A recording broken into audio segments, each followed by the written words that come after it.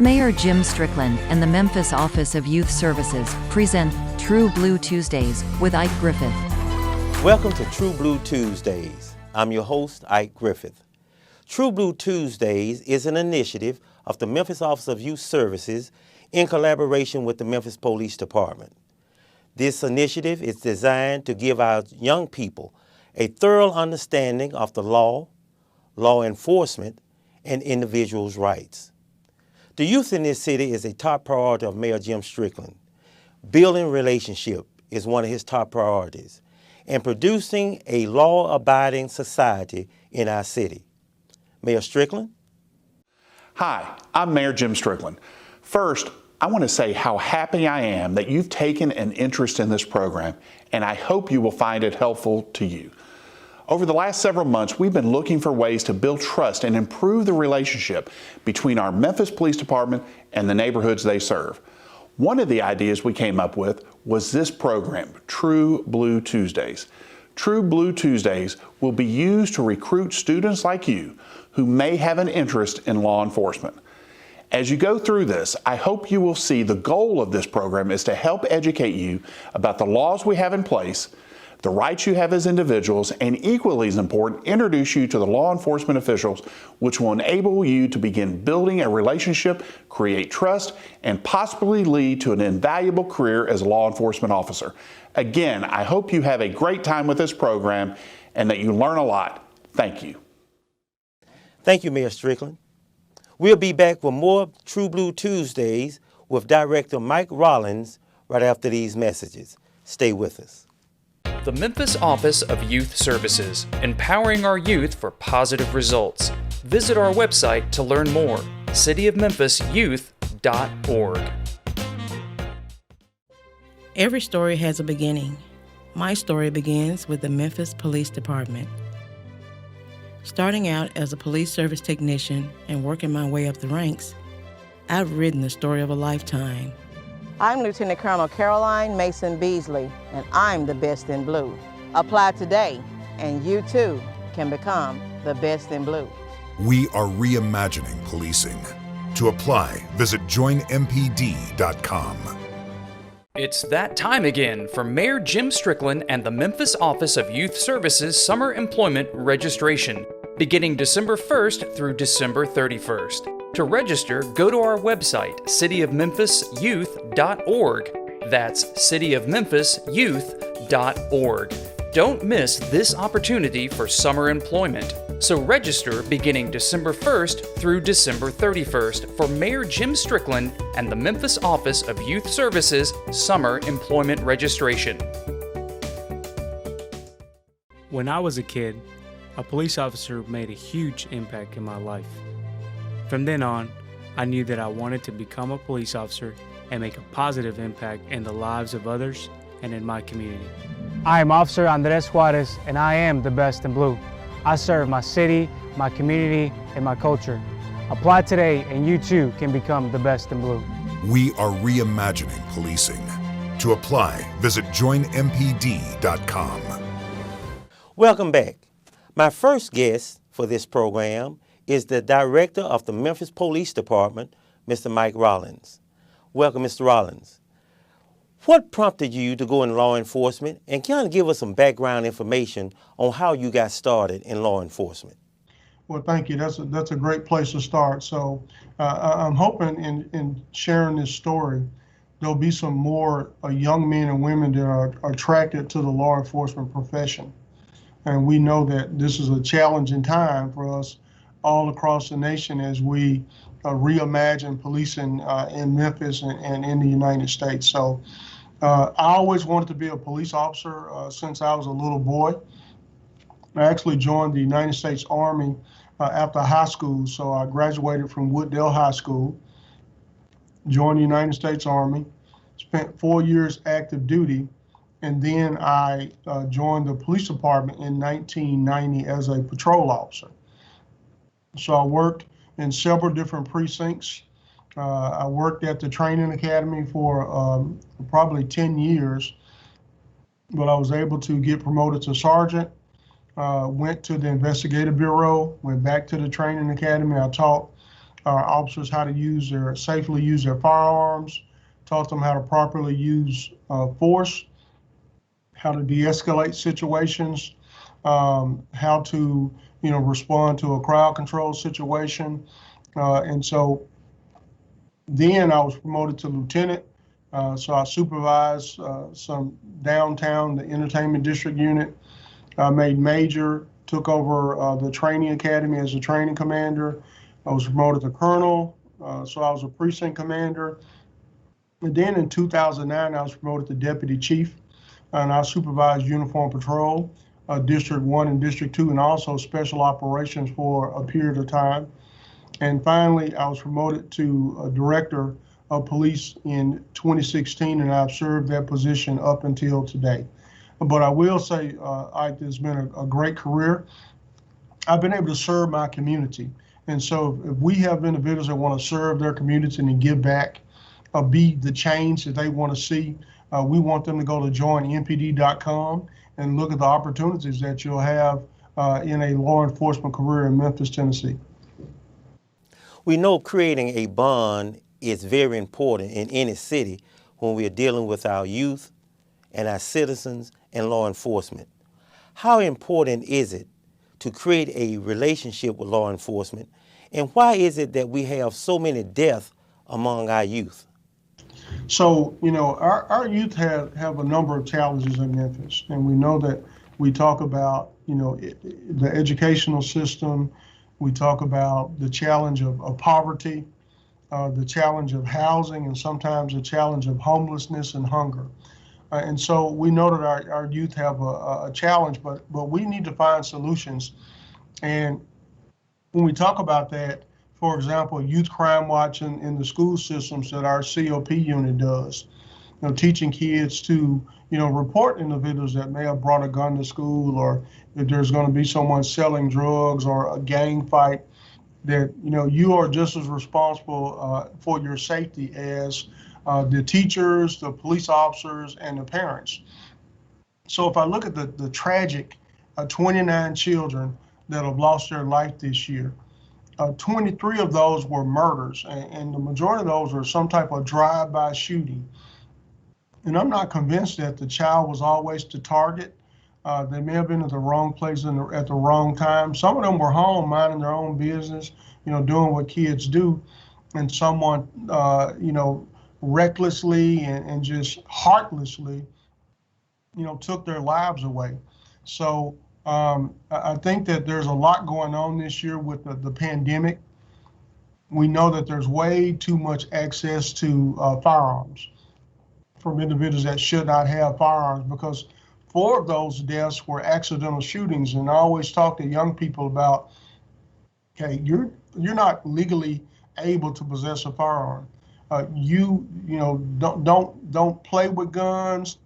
Don't try to tote a gun. Don't join a gang. You need to avoid all that negativity, because it could cost you your life. And we see that way too many young people. We made over 100 arrests of juveniles that have been carrying guns. So we know that guns, gangs, drugs, and domestic violence are a deadly mix in Memphis and in any large city across the United States where we see violent crime. So my heart and prayers go out to the families of those that have lost anyone to violence, but especially it's heartbreaking when we think 29 of our youth have lost their life and to some type of violent act. How important is it, Director, to have initiatives like True Blue Tuesdays and others that we have in our city to really start the process of building relationships with our youth? That's another good question. So it's critical. So we know that in law enforcement, there's a false narrative out there that like all cops are bad. Well, that's not true. And we've seen a handful of situations in other cities. And unfortunately, law enforcement has been painted with a very wide paintbrush. And so, since we have so many youth on, I want them to think about something where sometimes people will paint youth as, looking to commit crimes or not in school or not doing anything productive. And sometimes a handful of kids doing bad acts could get the whole group of youth in Memphis painted a particular way. I remember the situation, at Wolf Chase Mall, and we've had some at Oak Court. But recently we had the situation that was at I think Putt Golf and Games, where some youth, did some vandalisms, and a lot of people were talking about the youth. So youth should not be painted with a wide paintbrush, or we say all youth are a particular way. Neither should law enforcement. And I ask people that take us on a case-by-case basis. We have some great police officers. 99% of our officers are doing what they're supposed to do. They're serving the community with dignity and respect.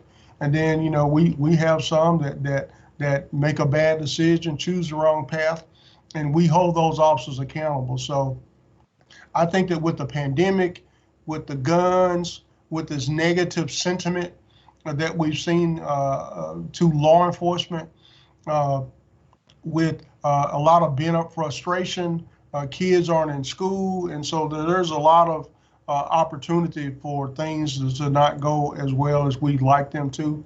But we have to rise above that, and we can combat the pandemic. We can combat violent crime. We can promote being respectful, paying attention in school, trying to make good grades, growing up to go to college or trade school, so that when our youth do grow up, that they end up being productive citizens. And we've also seen the importance of voting, and so that they grow up to not only be productive citizens, that they vote and they participate in the democratic process. As Mayor Strickland mentioned in his presentation, the word trust. How do we start that process of trust in building a relationship?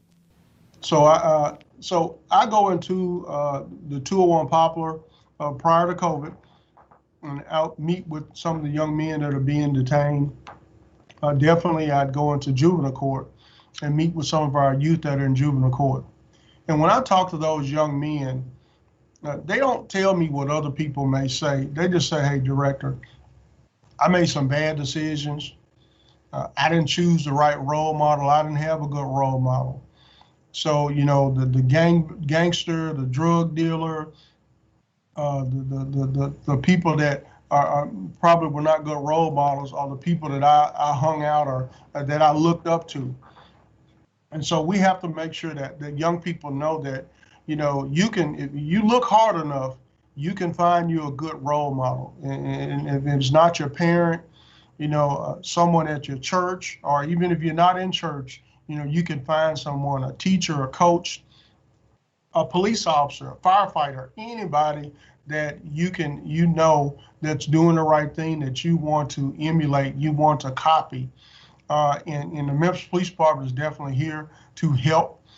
We think that you build trust by building positive relationships, and that's why we have a police athletic league. Our COP unit teaches, the Youth Crime Watch. We have officers in elementary schools teaching the DARE program. We have a Police Explorer program. We have a Police Service Technician program, the Blue Path program. So the key is to seeking out ways to engage, and I want to commend you for starting this True Blue Tuesdays, because this is another way where the youth can hear directly from me. They can hear from you. They can hear from other officers, like Officer Temple that's going to come in and talk about how to interact with law enforcement. So we just want to have a positive platform, a positive space where we can speak and talk and get some feedback from our young people, so we can again make Memphis a better place. Director Rallings, we talk about community policing. How can we enhance that process in our communities? Yeah, so we've never stopped doing community policing. We do have a COP unit, but community policing is a department-wide philosophy. So we have 9 police precincts that serve 650,000 people. The Memphis Police Department responds to about 1.7 million calls for service. So 1.7 million people almost every year call the Memphis Police Department. And our officers interact with millions of citizens. And we want to continue to do that. And so we do it officer by officer, precinct by precinct, unit by unit, interacting, having these conversations, building relationships.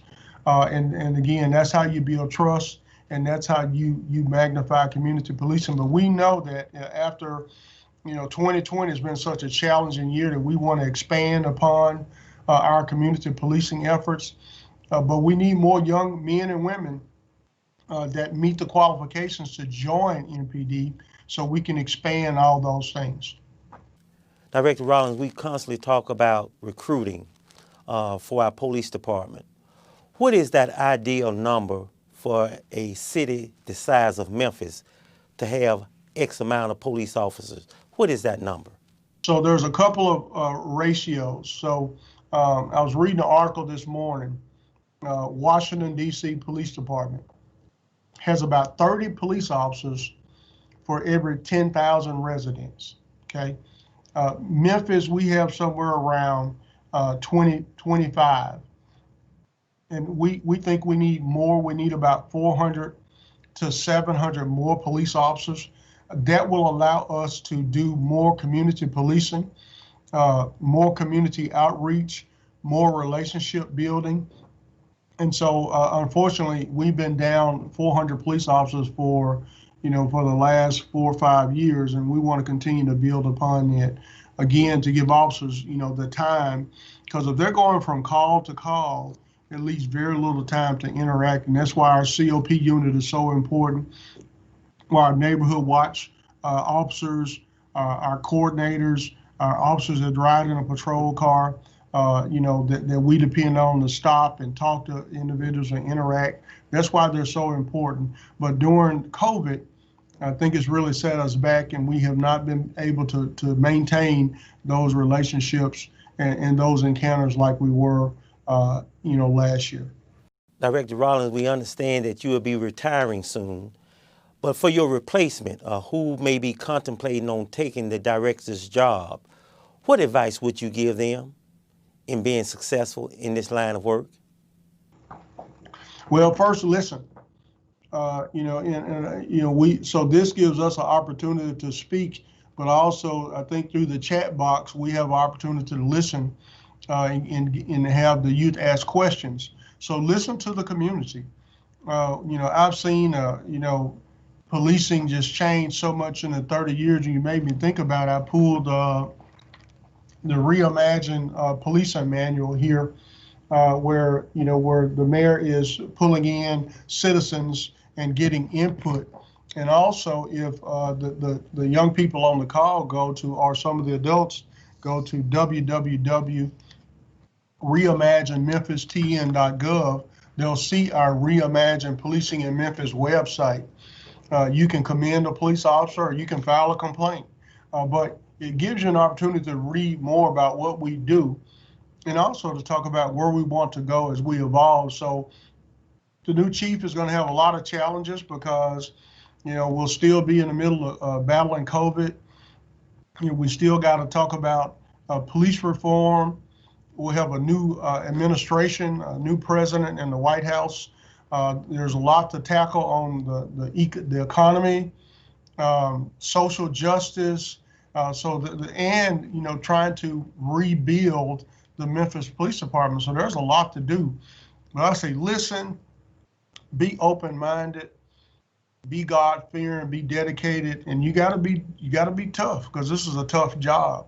And so building intestinal fortitude, making sure that the person has character and integrity, are those in honesty, and those are the things that I think are critical for the next police director. Well, Director Rallings, I want to tell you that you have done a stellar job, and I wish you could stay a little bit longer, but I know you have retirement on your mind. But I want to thank you for a great job. Well done. My retirement, I would have served 31 years in the Memphis Police Department on February the 12th of 2021. I also have already served 30 and a half years in the United States Army, 4 years active duty and the rest reserve. So I've lived a life of service, and I think it's a good time to take a break and allow another person with those character traits that we just talked about, with those attributes, to come and serve this city, because nobody is an island. I don't know all the answers. I definitely don't know everything, and a lot of times you need to have somebody new come in, take a fresh look, and see if they could help make this city a safer place. So I've never been just focused on myself. It's always about building leaders so that they can be prepared to take my spot, so others can be prepared to move up in command and lead the great men and women of the Memphis Police Department. And I definitely can't say I look forward to retirement. It's time to take a break and decompress a little bit, because this is a tough job for any Memphis police officer. But it is really tough being in charge of any large metropolitan police agency in the United States of America today. We'll be back with more True Blue Tuesdays after these messages. Stay with us. Help more Memphis youth during the summer of 2021 by donating to the Memphis Office of Youth Services Joy Program. Donate today. PayPal.me/Joy Program.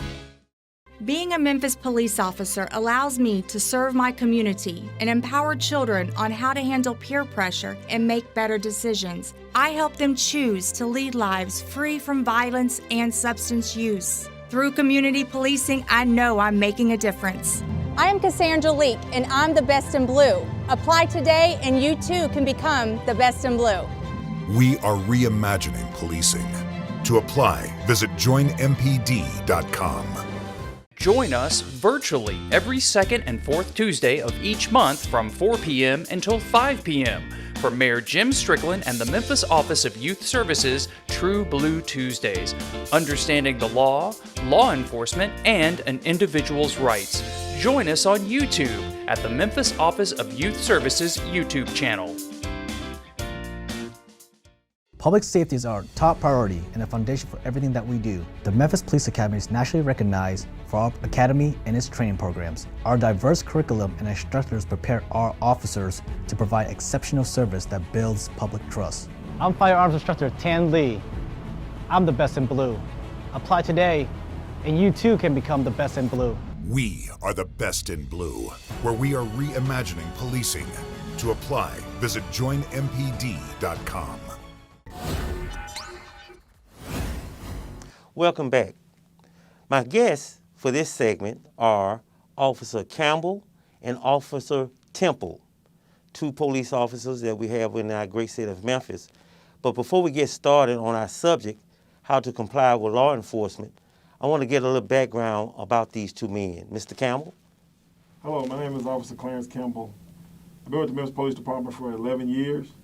When I first got started, I took the opportunity during the hiring process to affect and help my community, as well as get a good job, looking for a career inside the city of Memphis. My name is Officer Duriel Temple. I've been with the Memphis Police Department also 11 years. In fact, we're actually classmates. I've been assigned to the Community Outreach Program for 7 years. Once I heard about the Community Outreach Program, I felt that this was a way for me to get into my community and get engaged and just find a way to give back. Well, thank you all so very much for joining me today. How to comply with law enforcement officers if pulled over by police. And that is a major hurdle we have among some of our citizens, especially our youth in the city of Memphis. Why is it so important to comply with an officer when pulled over? Officer Campbell? Well, honestly, it comes down to a life or death situation. You are an occupant of the car, you are an occupant of the officer on the scene, and, you know, anything can affect, you know, your life and the people that surround you over some bad decisions on both a police officer or civilian side. Officer Temple? First and foremost, a traffic stop, in our opinion, it shouldn't be life or death. We want a traffic stop to be as simple as just a traffic stop. We both both parties should go home the same way they encountered their situation. So we want to make sure a traffic stop is as safe as possible. That's first and foremost. So what would make a police officer want to pull over a vehicle in the first place? I mean, what are you all looking for when it comes to being pulled over? Officers mostly stop vehicles for traffic violations. So officers shouldn't be, in most cases, not stopping the car for anything other than a traffic violation. So when officers observe traffic violations, they make the determination to go ahead and initiate a stop. We're going to look at some do's and don'ts when being pulled over by an officer. But in that scenario that we're about to see, you're going to see two versions, the right version and the wrong version. And I really want our young people to take this in because it's so very important. Because many parents, when that child leaves their home, a parent is constantly on standby and worrying until that child get back home. And we really want to make sure that they get home safe. So we're going to look at our first scenario and we're going to discuss it after we watch it.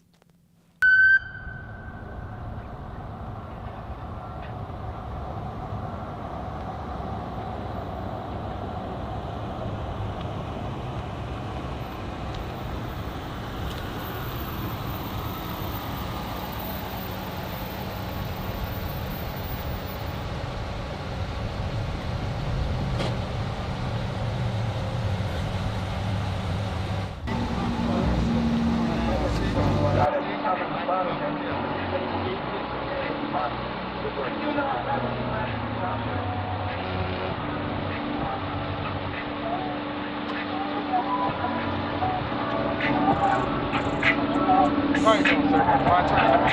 You can't hear me? Yes, sir. Yes, sir. Thank you, sir. If you would, just keep your hands up where I can see them on the steering wheel. That's perfect. Okay, man, I'm not a criminal, man. Okay. Just for information, the reason why I stopped you, sir, your tags are expired on the pickup truck. That was the reason for the stop. On this truck? Yes, sir. Were you aware the tags were expired? This is not even my truck, man. I mean, and that's fine, but what I want you to understand, you are in possession of the vehicle. Whether it belongs to you or not, you are in possession of the vehicle. Sir. You got just two of y'all? Yes, sir. Just for some tags? Yes, sir. Man. Would you please give me your driver's license and proof of insurance for me? Man, let me find my stuff, man, what is... Calm down, man. I'm just getting my license. Calm down. Look, hey, y'all had too much coffee, ain't you? You're a little on edge, man. Calm down, man. No, sir. Golly, man. I see what they... There you go, man. All right, Mr. Temple. Yes, sir. What's your name, sir? James. James, you're Mr. Temple. This is just for information. When you're moving around like that, it's hard for us to see what's going on. So that's why we ask you to keep your hands in sight for our sake. We ain't got nothing. Okay, that's fine, sir. I just get my license. Do you have your proof of insurance as well? It's not even my vehicle. I need insurance for my vehicle. Well, you're in possession of the vehicle. The vehicle has to show proof of insurance on this vehicle. You don't have the insurance for this vehicle right here? Man, we're going to be late. Man, we don't never get that. What does the vehicle belong to? It's my dad's truck, man. Okay, all right. You know, it's not stolen. Yes, sir. Mr. Temple, when the last time you had a citation for anything? Man. Yeah, we got one. We got one earlier. You guys harassing us or something? This is the second time today. This is the first time we seen you today, and this is the first time we made the traffic stop. I'll be with you momentarily. Just for information, so you both know this traffic stop is being recorded. That's fine. I'm glad. We need that. I'll be with you momentarily. Make it quick, please. Hey, they don't think about other people's time. You know, we got places to go. It's all about, you know. Okay, Mr. Temple. Yeah, what you cited for was an expired license plate. Okay. The court date is at the bottom of the citation here. If you choose to contest, hold on one second, sir. Mr. Temple, if you choose to contest this citation, you have that right to contest it as well, but it's a mandatory court appearance. Okay. So I gotta sign it, and it's not my truck. I mean, yes, sir. Why do I sign? I don't agree with this ticket. Okay. If you don't agree with it, at the bottom of this citation, when you sign this, it's not an admission of guilt. You're only verifying that you got a copy of the citation and you agree to appear in court. Oh, so when I sign, I'm not saying I'm guilty. I'm just saying. Oh, okay. You agree to appear in court. Cool. That's all you're saying. That you agree to appear in court. I'll see you in court. I hope you're there. You can fight this. Yes, sir. I'll be there. Hope you there, sir. Yes, sir. Yeah. Let me sign. Let me sign this quick, because I will be there. Yes, sir. Okay. I'm sorry, I didn't throw that. It's okay. All right, Mr. Temple, here's your driver's license. Thank you. Here's your proof of insurance. Have a good afternoon, sir. All right, y'all. Don't mess up somebody else's life for the day. Well, Officer Temple, I can tell you are a great actor. Kind of run us through what transpired during that stop.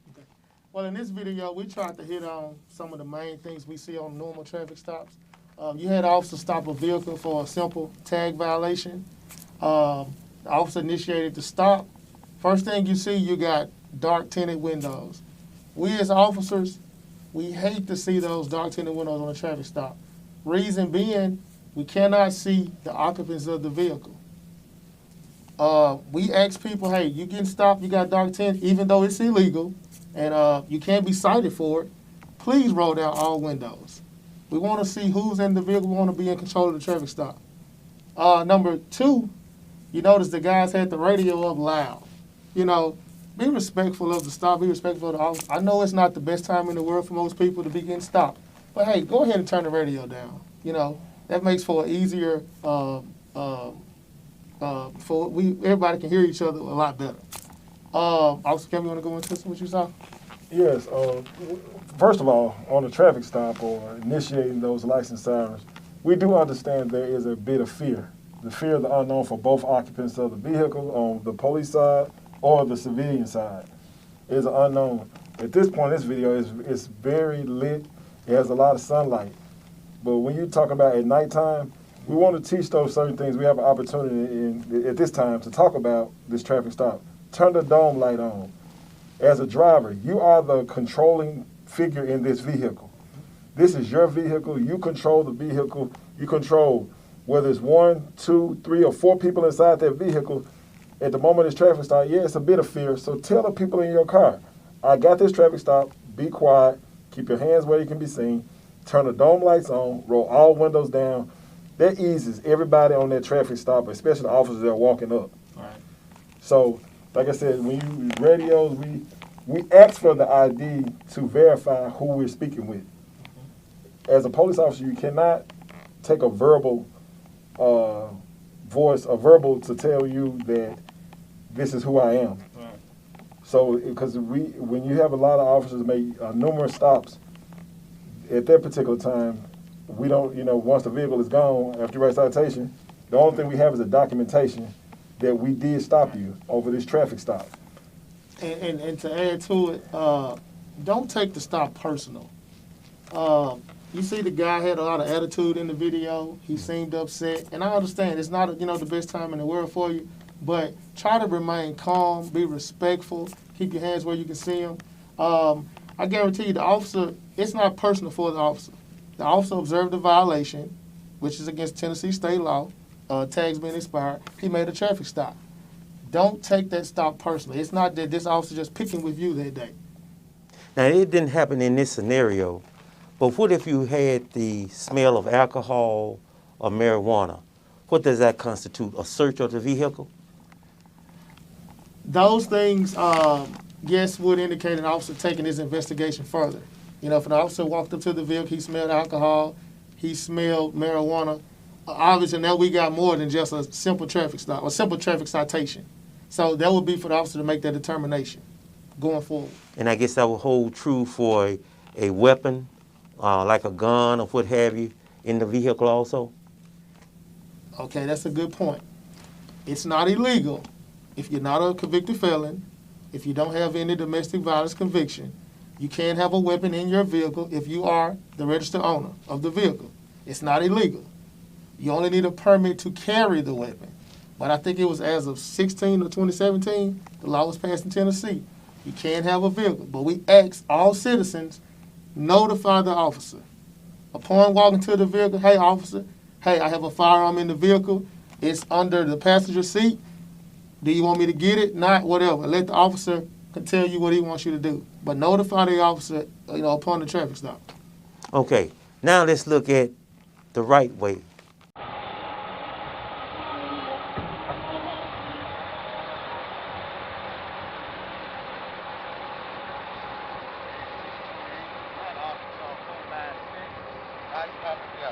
Arkansas, 496, right top of Delta. Blue pickup truck. Look like it's two. Good afternoon, sir. Hey, how you doing, sir? All right. You know why I stopped you? I don't. Okay. The reason why I pulled you over because your driver's license plate have Doggone it, I forgot.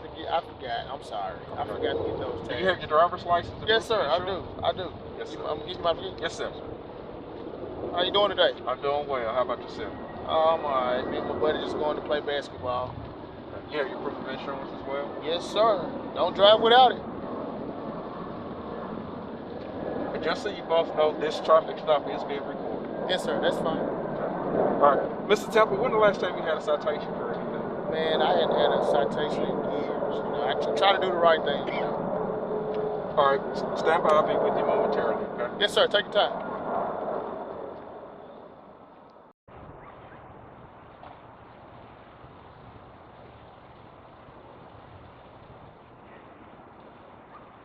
All right, Mr. Temple. Yes, sir. Well, you were cited for driving while tags expired. Okay. The court date is at the bottom of this citation. It is a mandatory court appearance. Okay.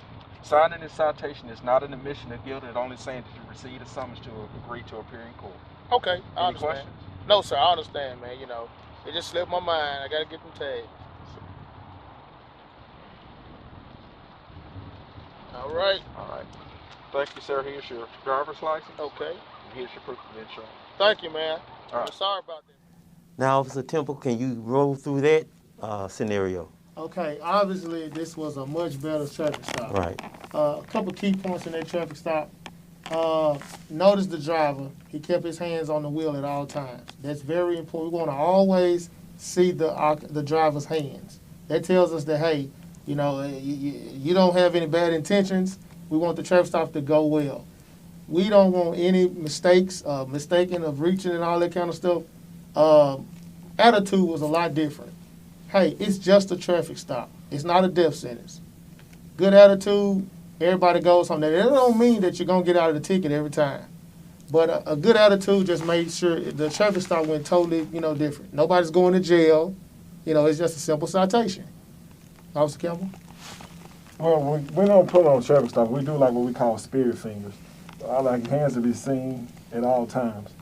No turning backs, no reaching. If you do make any kind of overt move to go to your driver's license in your glove compartment or any kind of compartment inside the vehicle, again, notify movement first. We do understand traffic stops can be stressful, again, on both sides. At that time, relax. Know where items at all times. Before you get in the car, and you know what you're going to do, and explain to them about where your license is located. If you do have a weapon, notify the officer where it is located. Again, it's a point in time when the traffic stop, but you have occupants in the car. Calm them down. No movement. Control the vehicle. Is there a point of elevating your line of defense? Who will elevate that in a situation? Overt movement will elevate in darkness. Darkness plays a part in this. Overt movement in darkness. So when you're making movements and subtle movements and no conversation or not explaining your movement first, again, we will have to defend or pull back from that situation. Yeah. And you got to remember, many of the people that we deal with, most of the time, people with ill will, bad intentions, we walk up to a car like that, their wheels are spinning. They may have a warrant, they may have illegal drugs in the car, they may have a weapon in the car. They inadvertently do things on traffic stops that send officers red flags. They start moving around, they're real fidgety. You ask them a question, they repeat it back. So when we see some of those cues, we're seizing officers. Our defense level goes up. So if you got your license, you're a law-abiding citizen, just remain calm. It's just going to be a simple traffic stop, and it'll be over soon. Now, without those licenses, without insurance, what does that entail? Well, it can make you use the long arm of the law, where such as we have to identify who's the occupant of the car. When you do have a warrant, it's not that personal officer was looking for you. It's just an obligation that you have to, a responsibility that you as a citizen to handle some things that need to be taken care of, such as court. So that warrant just provides an opportunity. Traffic stops, when we do pull you over, again, we have to document those things to let the citizens know who we pulled over, let our dispatchers know where we are, who you pulled over, who was in the vehicle. So those things, can play a big part as far as warrants or illegal drugs, or it can change the whole thing. Not all traffic stops and tickets are jail. As citizens, be mindful. We're in the 21st century. With 2020, we all wearing cameras nowadays. That traffic stop is being recorded. Be mindful of the things you say, the way you act. All of these things will be played back. If the situation goes to a higher step. So be mindful of that. This traffic stop is being recorded. Okay, we're going to take a look at another scenario that happened from out of state, and we want to look at it. We want to dissect it, and you all tell us what went wrong or what went right. Well, I did issue for a defective equipment. It's $80. You have till September 16th to take care of this. Get you to sign there with the Exodus. So you don't even give a warning for this? You've been driving around for 6 months like that. I'm truthful. Well, I'm not going to give you a warning for something you've been driving for 6 months. But you've seen me in here. You've seen me in town. No, I haven't. You had to if I've been up here. Nope. Either way, I'm issuing you a citation. Sign there, please. Well, I don't want to sign it because I don't want to do $80. You don't want to sign it? No, because I don't think that I deserve to pay $80 for something that is fixable and I can fix it. All right. If that's all you want to do. Go ahead and step out of the car. Why? Because you're under arrest. Step out. Step out of the vehicle. No, I'm not. Step out. No. Step out. I'm giving you a lawful order. Step out.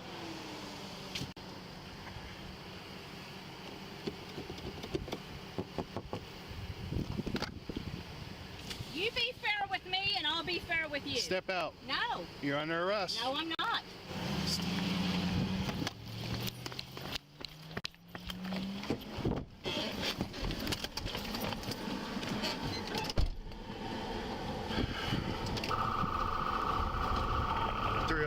Dispatch. Got one taken off.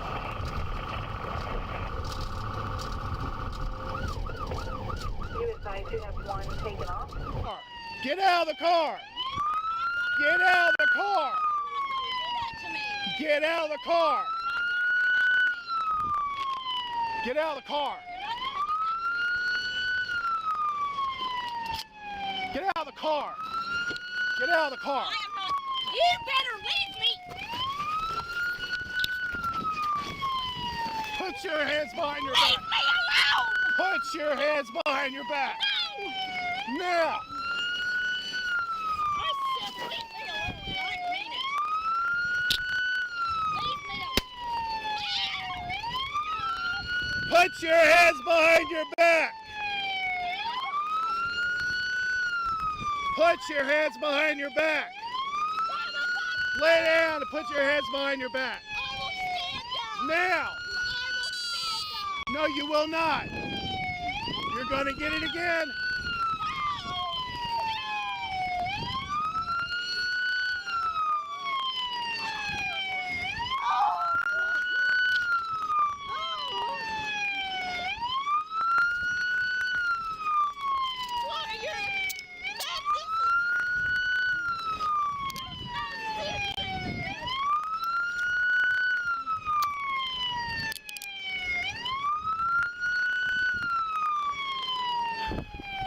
Don't move. Why didn't you take off? Because I knew that you would arrest me. I wasn't going to. All you had to do was sign a ticket. But can you, just listen to me a minute. Do you know that nobody wants to come to Cashin for any reason whatsoever because they know it's going to be an $80 fine for some dumb something all the time? Well, when you're driving around like that, where do you think you can go driving around and get away with like that? Guthrie, Kingfisher, because I'm going through Kingfisher right now to go to Loyal. You may not listen. And I've bought groceries. Well, that was a little different. What went wrong? Well, first of all, understand on this traffic stop here, options were not given. You know, if it's just to get the citizens to sign, yes, there is an option here as far as when you do, as a citizen, refuse to sign a documentation, it expedites or speeds up the process by you going to speak to a magistrate at that time. Yes, you'll be arrested, but you're going to speak to a magistrate about the citation. So with that being said, options was not given, you know, to say, hey, not sign a ticket or you don't understand it. You do have a right as a citizen to actually speak to a supervisor. We do have bosses above us. We understand it's a lot of uniform patrol in our city of Memphis, but as a uniform patrol, you do have citizens.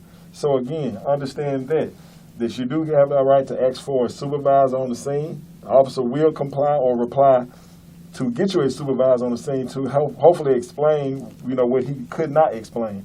So, and at that time, when she basically went into a crisis mode, that elevated that situation by her taking off, closing the door, locking the doors.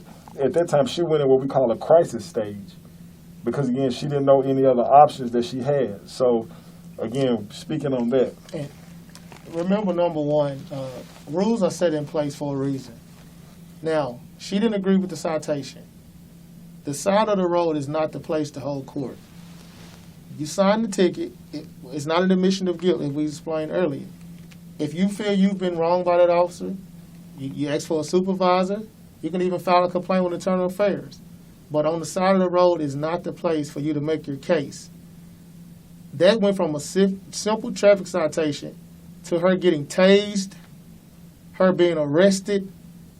A small situation was made even larger, all because she didn't want to sign for a traffic citation. I understand. You may feel that, hey, you've been did unjustly or whatever, but that's not the way to handle it in this video. I want to ask, by her pulling off, did that make matters worse? Because when she actually stopped again and still did not comply, then was forced out of the vehicle, and she still did not comply with the officer's command. Right. What made the officer tase her? I mean, is that the next level after not complying after so many times? Well, the number one thing people have to remember, we're human beings. We're not robots. Usually when people behave that way on a traffic stop and take off, usually they're very bad people. People who have committed murders, robberies, they have weapons in the vehicle, and they don't have a problem doing harm to an officer. So when that officer caught up to that individual, his adrenaline was pumping. He thought, hey, I'm finna be in a fight for my life. Even though that was an older woman, she didn't look to be a perceived threat, you never know. So that officer, in his mind, was in for a fight for his life. So those are the things that can transpire from just simply taking off from an officer. You know, you heighten that officer's awareness. And that's not a good situation to be in. And that was easily avoidable. You know, I think one of the things that really can escalate the problem is not complying with the officer's command or request. How can we start building relationships with our youth early on prior to a traffic stop? Relationships. You know, when you approach or see an officer, again, knowing the name, we are what you call public police officers. We have names on our shirts.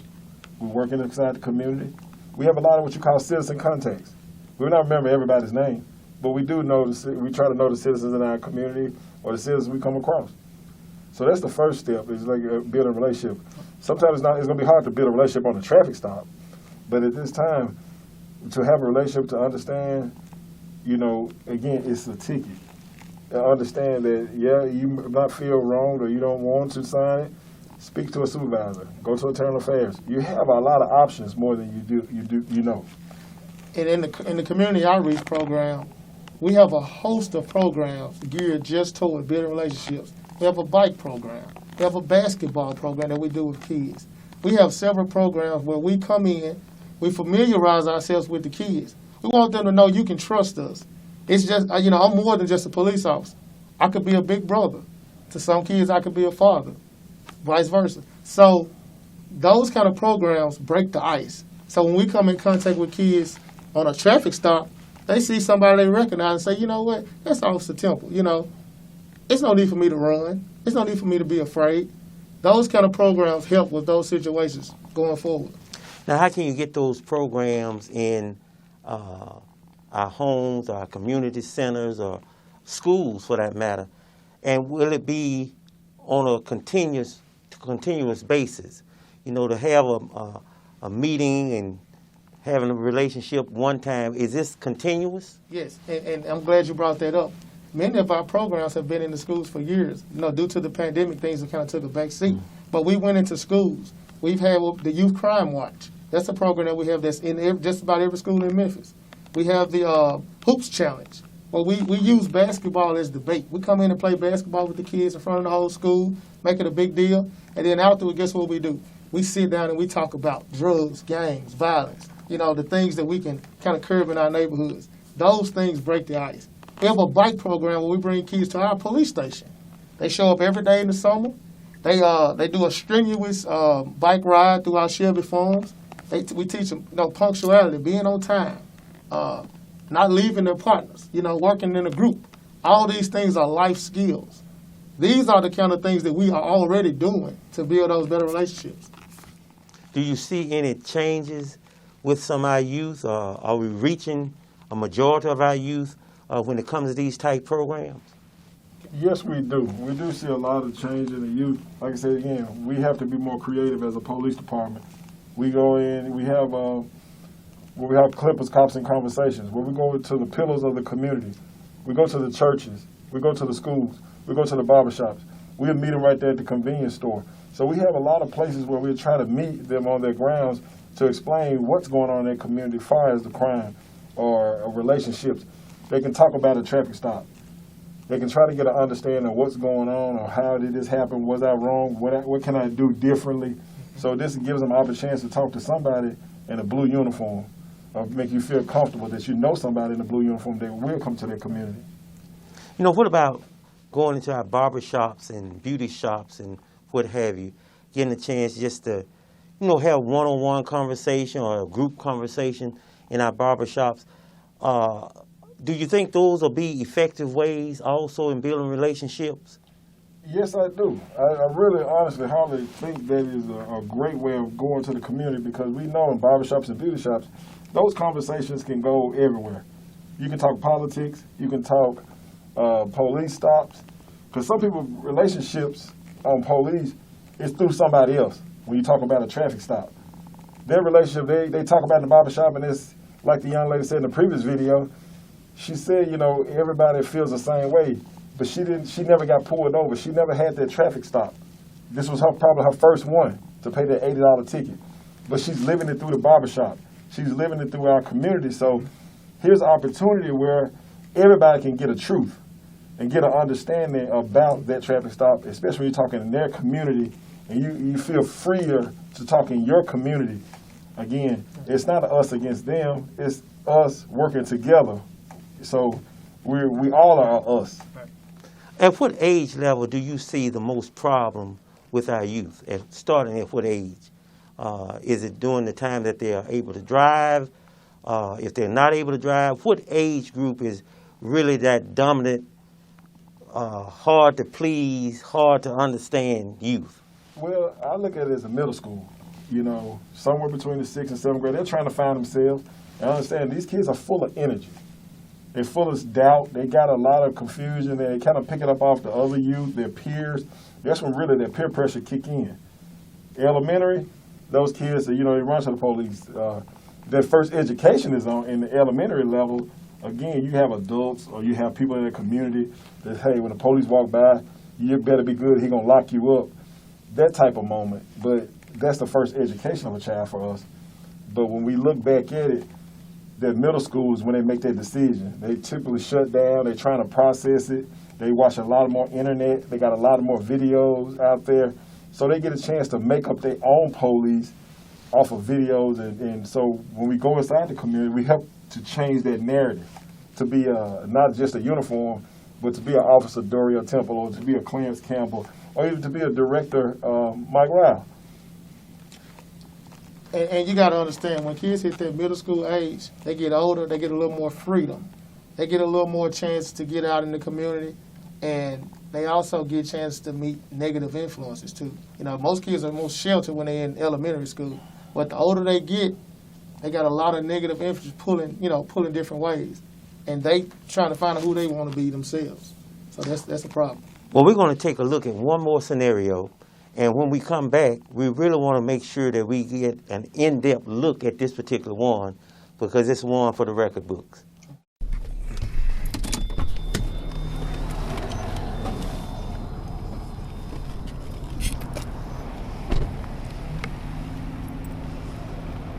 Howdy. You mind putting down the back window, please, for me? All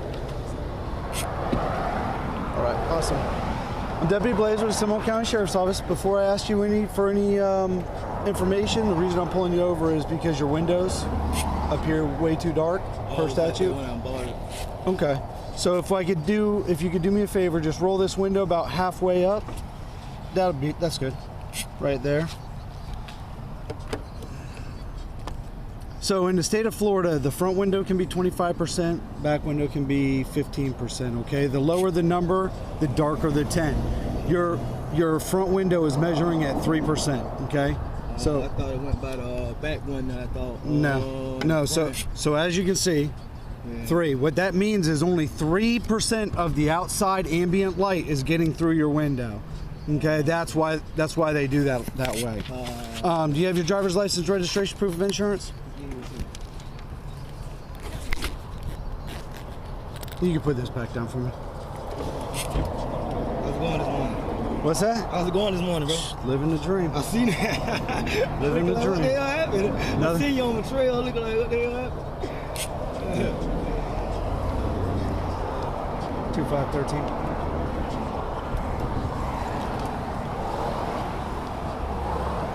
$1038, please.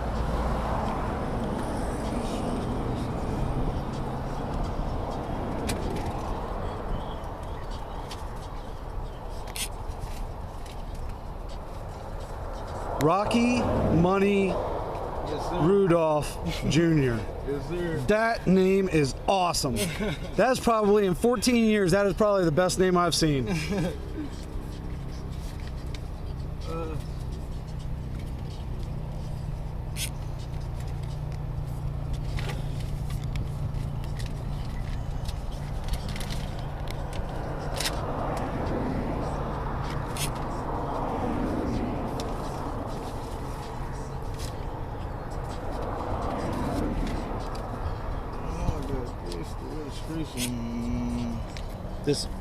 This is the application for a certificate of title. Yeah. This is not too much. This is the registration right here. Okay. It's saying it's I guess your birthday's probably on the 5th. Is it? Yeah. So ultimately it's technically expired. Yeah. But we don't cite for that. There's case law that says it goes to the end of the month. Yeah. So you need to get that changed. Yeah, I will. Right? Time. I'm doing this new project down here, that homeless community thing they doing. Okay. I'm building that there, working down there, building on that and stuff. Okay. So I'll be through the area all the time. All right. Well, yeah, make sure you get that updated. And do you have the insurance card? Because I did it over the phone, and they pulled the faxed everything over, and they sent it to my baby mama address, and I ain't been dealing with her. I got to probably go back there and get it. Do you have an app or anything? You should be able to get it on an app if you've got you sign into the app. Yeah. I just gotta check and make sure it's good. That's good. I just paid that sucker. Okay. Why are you nervous? Oh, I don't know. She's caught. Huh? No, ain't no reason. But you got bad nerve. I ain't got no reason to be nervous. So. Just my nerves. What's that? Just I got bad nerves. So. Okay. There's no need to be nervous, man. Yeah, man. 'Cause I was wondering, you know, what the hell I did. I thought it was the light or something. Looking like, no, I ain't run the light. 10. Yeah. It's a pet peeve of mine. I was just trying to see where you were going because it's seriously unsafe to be pulling cars over there, man. So I don't ever do it. That's what I was wondering. Like, I try and follow somebody until they get in a safe area. Oh, okay. For me, you know, Yeah. and then I attempt to stop. I'm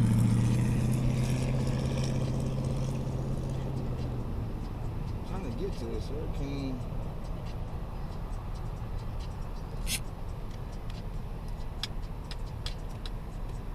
This tape suck. I know that on Facebook. Yeah, we don't need Facebook Infinity Auto Insurance. unless you want to Facebook Live us and be like, hey. You know, I'm going to my email. Why do you I stop? think it come to my email. I just paid it. I'm going to my email when I'm speaking.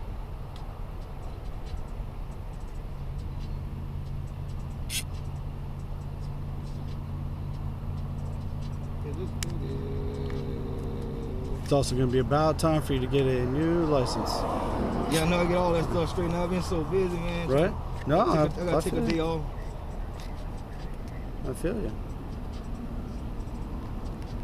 Y'all working today? No. Oh, okay. I just left, Well, unfortunately, today being your day off, everything else is closed too.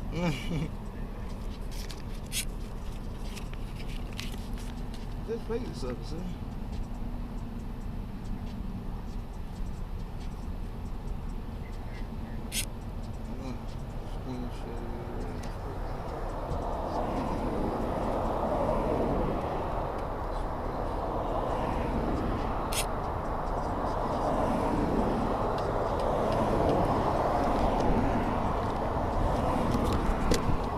Oh, sorry. Yeah, very. I faded already.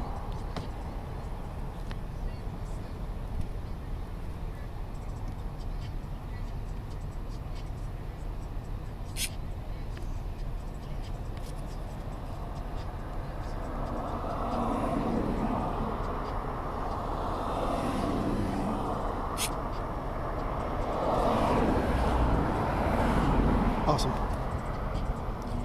All right. Mr. Rudolph. Yes, sir. Is there any reason why there would be a faint of weed coming out of your vehicle? Do you smoke? Do you have any friends that smoke? Anything like that? No, sir. Just black and mild. Probably black and mild smoke. Just black and mild. No, I know the difference between black and mild smoke and this and that. Do you have any marijuana in the car? Yes, sir. Okay. So there's no marijuana in the car at all? Okay. And do you have a Florida health card that allows you to smoke medical marijuana? No, sir. No? Okay. Just black and mild. I left on. What's that? Just left the Walmart up on. Okay.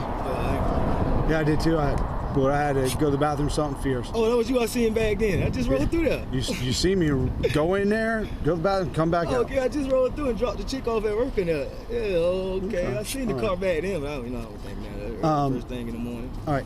Can you do me a favor and just shut the car off for me? What happened, sir? Huh? Well, I smell marijuana, and you don't have a card, so I'm not. Listen. I'm not concerned with some personal use stuff, man. It doesn't even warrant my time. Marijuana, black and mild. I'm smoking a black and mild every time. Would you mind shutting the car off, please? Huh? I'm smoking a black and mild. I understand. Just shut the car off for me, please. Okay? All right. 2513 somehow. Step them up, please. It's no big deal. I mean, I'm not. You gonna like tell me from a license to marijuana, bro? Listen, Come on, man. listen. Do me a favor. Do me a favor. Do me a favor. I'm telling you right now. I'm telling you right now. Stop! Stop! Stop! Stop! Put it in front. Put it in park. Put your hands up. Put your hands up. Put your freaking hands up. Let me know you're just trying to take off with me. Step them up now. Do nothing, please. Sir, I'm telling you. Put your hands up. Put your hands up. Put your hands up. I swear to God. Put your hands up. You put it in park. Sir.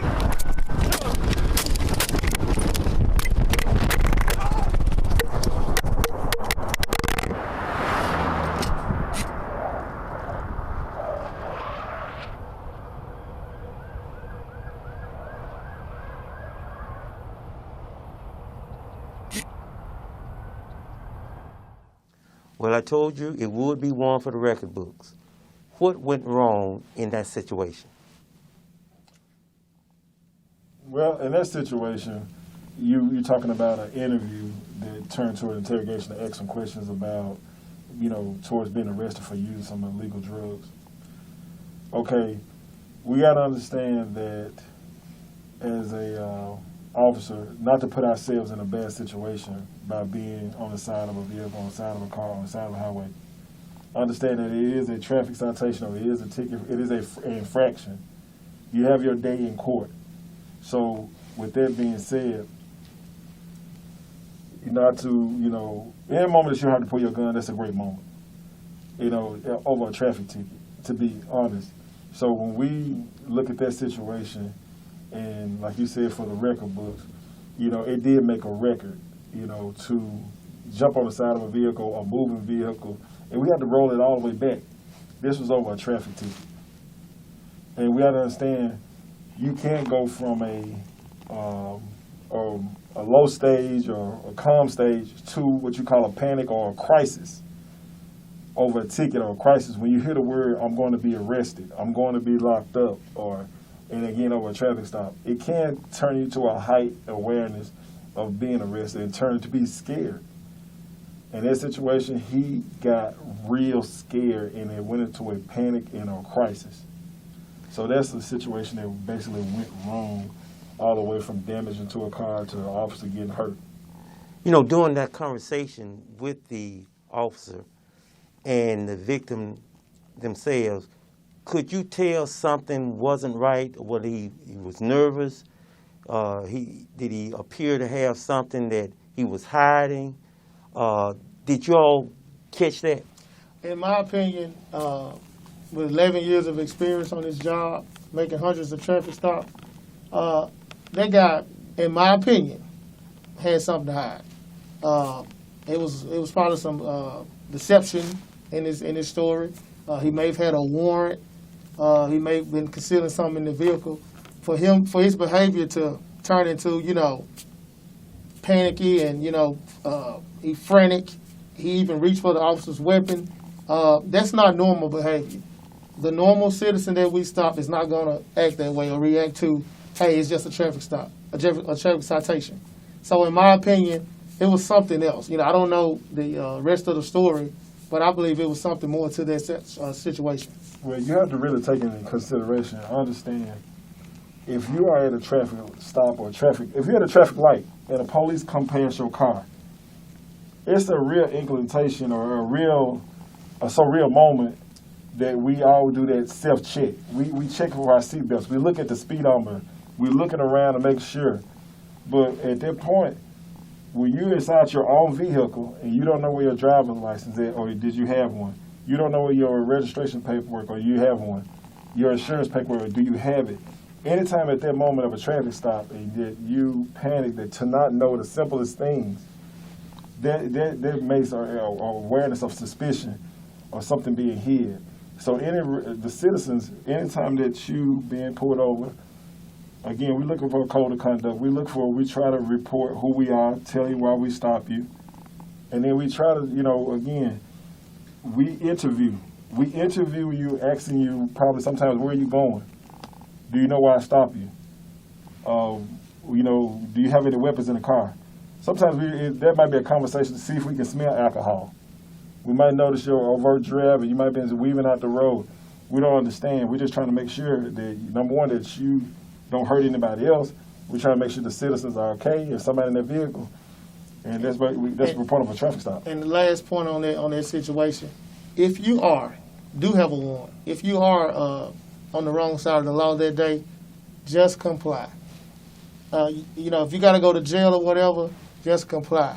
At least you walk away with that traffic stop with your life. That's most important. That's most important to the officer. Just comply. If you caught, you just caught. That's the game. That's the way it goes. But just comply and come out of that situation alive. Thank you for saying that, Officer Temple. And thank you both for, really just laying it out for our young people because it's so very important.